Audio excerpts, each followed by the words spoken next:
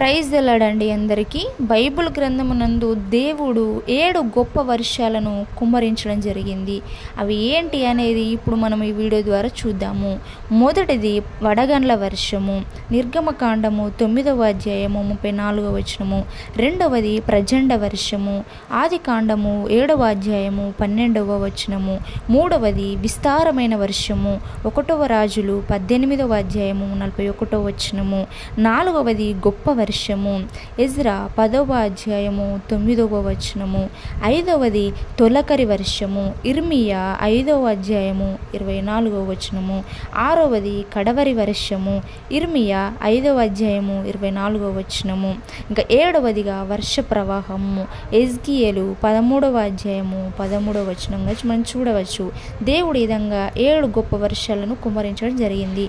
ఈ వీడియో కనుక మీకు నచ్చినట్టయితే తప్పకుండా సబ్స్క్రైబ్ చేయడం మర్చిపోవద్దు.